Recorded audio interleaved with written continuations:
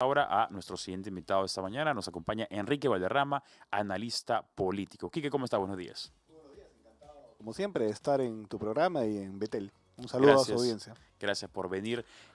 Bueno, Martín Vizcarra es un tema también interesante de mencionar porque ha sido tendencia una vez más. Ha tenido una nueva denuncia constitucional en su contra. El señor parece que está coleccionando denuncias constitucionales. Bueno, yo creo que la justicia por fin va a caer sobre Vizcarra. Y no lo digo por lo que ha pasado en este momento. Lo digo porque él durante su gobierno tuvo, sin duda, el control de la mayoría del Tribunal Constitucional, 4 de 7. Creó prácticamente con sus amigos, el padre de su ministra, la hermana de su ministra, en una comisión bastante extraña, y aliados de la Fiscalía, que eligió a la JNJ. Es decir, tuvo el TC, Sí. tuvo la Junta Nacional de Justicia, y obviamente con sus aliados, con Pablo Sánchez, más su incondicional Zoraida Ábalos, controló también el Ministerio Público. Recuerden que regresó de Brasil solamente para impedir que los fiscales de Lavallato cayeran cambiados por Pedro Gonzalo Chávarri, a quien acusaron, encabezado por el mismo Vizcarra, de todo. Y que al final se demostró que no tenía, digamos, mayor culpa o polémica en este lío interno de la Fiscalía. Creo que ha sido una víctima de esas circunstancias. Por lo tanto, en estos años, Vizcarra, con ese control, no, evidentemente la justicia no llegaba, pero ha ido perdiendo, digamos, cada una de estas áreas. El Ministerio Público está ahora controvertido, aún sus otros aliados tienen alguna influencia, pero ya la JNJ cambió. Hay una nueva composición que no creo que le favorezca. El Tribunal Constitucional evidentemente cambió ya hace algunos años, con una composición que tampoco le favorece.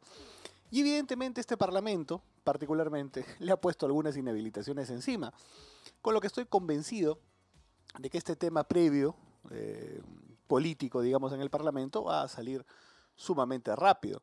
Pero además quiero agregar algo importante. Lo que pasó durante el gobierno de Vizcarra fue claramente una política sanitaria genocida. ¿Por qué lo dices así? ¿Por qué? Porque considero que las estrategias, a pesar de todos los divulgadores científicos, los especialistas, que ya decían que las pruebas rápidas no eran la solución, se empeñaron en comprarlas. Hubo evidentemente algunas decisiones absolutamente retrógradas, como lo del encierro cavernícola, el tema de la afectación incluso de la economía. La media de muertos en el Perú por millón de habitantes ha significado en el mundo, lógicamente, encabezar esa lista luctuosa. Yo creo que ahí tenemos que ser bastante contundentes, pero no lo hizo solo. Lo hizo con el doctor Muerte, con Zamora.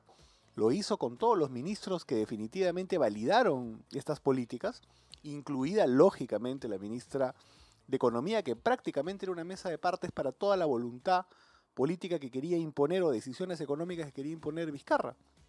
Eso fue así. Y obviamente el día de hoy comprobamos algo adicional. Por eso quiero que las cosas se vean en su real dimensión. No solamente es un tema de colusión, no solamente es un asunto, digamos, relacionado con la corrupción, no solamente, digamos, estas cosas fueron hechas para ganar dinero indebidamente, con lo cual ya merecería sin duda la prisión, sino que todo esto se hizo a pesar de saber que con estas acciones estaban directamente matando gente prácticamente. Yo creo que eso es muy grave, ¿no? Terrible. Terrible, efectivamente, como dice, ¿no? Se jugó con la vida de los peruanos, pero a mí lo que me llama la atención y con un poco de frustración en realidad es que el señor todavía, sigue gozando de cierta popularidad, a pesar de que él es el responsable de que el Perú sea considerado el país que peor manejó la pandemia, por lo que dice Enrique Valderrama, efectivamente, que en cuanto a las muertes por 100.000 habitantes, fuimos el país que más muertes tuvo. Y el señor todavía goza de cierto poder o de cierto arraigo en la población, y lo que también hace es que continúa con este proselitismo a pesar de que está inhabilitado en más de una oportunidad. ¿Por qué es que tiene esta corona que le permite actuar con esta libertad? Recuerda que en el pico de su popularidad tuvo, digamos, niveles cercanos al 80% aproximadamente. Tuvo una exposición mediática sumamente grande, además de la que le permitían los medios de comunicación. Él mismo en la pandemia, evidentemente todos los días hablaba, nos tenía acostumbrados. Incluso recuerdo a alguno de sus ministros diciendo que la curva, que no vamos a pasar de las 5.000 infecciones.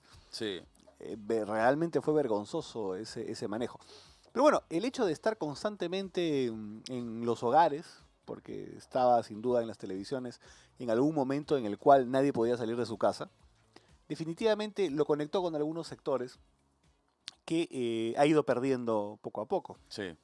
Pasó de 80% de popularidad, lógicamente luego ser vacado, y cuando fue postulante al Congreso, no era una fuerza electoral pues abismal. Por ejemplo, creo que la votación, por poner un ejemplo, Sí. el señor Urresti, ¿no? Ujú. Creo que fue 500.000 o 600.000. Otros parlamentarios han tenido unas votaciones parecidas, pocos, Sí. pero un par más ha tenido ese nivel de votaciones. Vizcarra creo que no llegó a los 300.000. Sí. Es una gran votación, sí, Sí. pero digamos no es aluvional, no es que sea pues Claro. una máquina arrolladora electoral, pero está viviendo de esas rentas del pasado. Ujú. Y hoy día ha hecho algo, digamos, un paso audaz que ha tomado, de tratar de conectarse con las nuevas generaciones a través de los medios alternativos, digamos, digitales, ¿no? Los Sí. influencers. Yo creo que ahí, digamos, los demócratas, los partidos, los proyectos históricos, como del cual yo soy parte, Ujú. entre otros proyectos históricos en el país, está el PPC, está Acción Popular, está lógicamente el APRA, que es mi fe política, y otras agrupaciones democráticas, deberíamos buscar también en esos espacios la forma como conectar con las nuevas promociones, sin duda, de peruanos que están en busca de algún mensaje, de alguna Sí. épica también en el caso de la juventud. Y yo creo que para eso es importante dar un mensaje también de renovación y de cambio total en la política, ¿no? Pero te Ujú. digo, pasa por eso fundamentalmente, pero ya esos créditos se van agotando, ¿ya? Yo creo que estamos cerca ya del final. Una cosa adicional que debo decir es que la política se ha llenado lamentablemente de clanes familiares, porque el señor Vizcarra parece que va a postular a su hermano, a Mario Sí. Vizcarra. En el Y partido Perú Primero. seguramente pintarán paredes poniendo M. Vizcarra, Sí, pues. y él seguirá saliendo en los medios de comunicación, y alguna parte de su electorado, que creo que se va a ir reduciendo, creerá que el candidato es él. Sí. Y va con esa estrategia intentar tener parlamentarios para poder negociar políticamente con un próximo gobierno que, dada la dispersión, probablemente no sea tan fuerte. Y así como están los Vizcarra, Sí. porque está también César Vizcarra, que están todos envueltos en una maraña legal, Ujú. porque son entre socios, colaboradores, ahora digamos correligionarios políticos, pero también están, por ejemplo, los Cerrón, Valdemar Cerrón, Vladimir Cerrón. Creo que no es un secreto decir que Fuerza Popular nace prácticamente como un legado familiar. Sí. Digamos, en Alianza para el Progreso están claramente los Acuña. Hmm. Por lo tanto, creo que hay que volver la mirada a los proyectos realmente institucionales, que no son clanes familiares, que no son vientres de alquiler, que no son partidos universidad, y poder fortalecer de una u otra manera este sistema político que me parece que hoy día lo tenemos bastante debilitado y degradado, ¿no? El otro día estuvo por acá también otro compañero, ¿Ah? el señor Velázquez Quesquén, y yo le pregunté Gran amigo mío. y le pregunté por la señora Carla García, quien también es militante aprista y, bueno, es hija efectivamente de Alan García, ¿no? ¿Cómo la ves tú a ella dentro de tu propio partido como una figura que surge o una figura que recién comienza? ¿Es una mujer ambiciosa o todavía o tiene la humildad para No, reconocer yo que creo todavía... que en el caso del APRA es diferente Ujú. a los casos que te he mencionado aquí. Digamos, una cosa es los dueños de un partido, que son Sí. un clan familiar, que hay que decidir si el candidato es César o el candidato es Richard, o el Sí. candidato es Valdemar o el candidato es Vladimir. No, el APRA es un partido histórico que tiene un conjunto de familias importantes en las regiones, en Lima y a nivel nacional. Y los García, sin duda, han sido históricamente una familia importante dentro del APRA, dentro del conjunto de familias, un poco como el PRI, un poco como otras como Acción Democrática, que componen un gran movimiento popular. Ujú. Y evidentemente recordemos que el padre del presidente Alan García fue secretario nacional de organización Sí. del APRA, en un momento sumamente difícil para el partido, de clandestinidad, muy querido por allá de la Torre. Por lo tanto, digamos, este análisis previo de los clanes familiares que hice, creo que en nada impacta sin duda al partido aprista, que es un partido institucional. Ujú. Y en cuanto a Carla, por quien tengo afecto y simpatía, creo que es una persona inteligente, carismática. Ella sí ha encontrado, digamos, Y este la, espacio y, digital. la aspiración a la que ella pueda seguramente en su análisis personal llegar, estoy seguro que tendrá pues un respaldo importante. Pero definitivamente todo ese tipo de situaciones electorales se dirimirán en una elección interna que va a ser en noviembre de este año.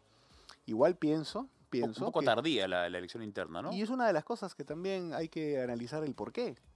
Porque yo considero que de una u otra manera, no sé si a propósito o no, están intentando que las campañas de determinados espacios sean más cortas.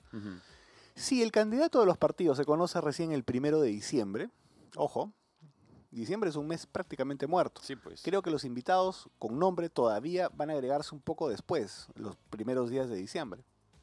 Por lo tanto, si el 15 tendrás la lista más o menos completa y clara, ya no tienes diciembre. La elección es el 12 de abril. Hay un par de días de silencio electoral, con lo cual casi ya no cuentas tanto abril. La campaña dura. Es entonces enero, febrero y marzo, con un febrero que tiene menos de 30 días. Sí. Con lo que la campaña realmente es más o menos 80 días.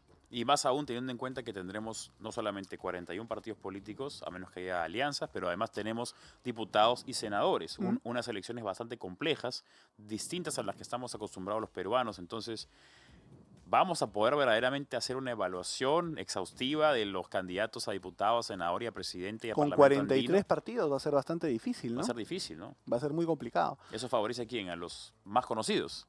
En teoría, pero yo creo que es una forma de responder frente a una dinámica social que es absolutamente diferente. Yo te digo lo siguiente.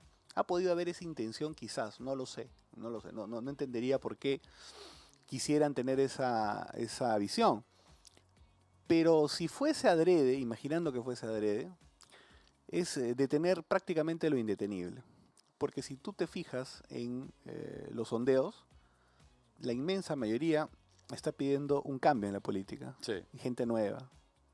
Ahora, ese ha sido un gran drama también en el país, porque vienen los improvisados. Sí. Y destruyen en parte la institucionalidad, incluso... Un PPK sin un partido político, sin una base sólida. Y en PPK, digamos, está siendo generoso, porque venía de ser ministro, tenía vinculación pública, ¿no? Digamos. Pero hay otros que nunca han tenido ninguna relación ni con la esfera pública, ni con la política siquiera.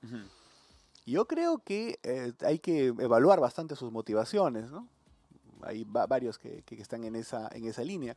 O funcionarios, o exfuncionarios. Por ejemplo, y justamente hablando del tema de Vizcarra, que mencionaba que él ha tenido cómplices, los ministros que estuvieron, lógicamente la señora Macetti, aún peor, el doctor muerte Víctor Zamora, pero también otros que hoy día quieren ser presidentes, como la señora Fiorella Molinelli, por ejemplo. Así es. Raro que algunos que han tenido algunos puestos interesantes luego en el Estado, no solamente en el gobierno de Vizcarra, también en otras administraciones, luego monten partidos políticos, ¿no? Hay que estar muy atento, digamos, sin duda a eso, ¿no? Así es, son interrogantes que el tiempo podrá responder. Enrique Valderrama, analista político y también militante del partido PRIS, estuvo con nosotros. Quique, siempre un placer conversar contigo. Encantado.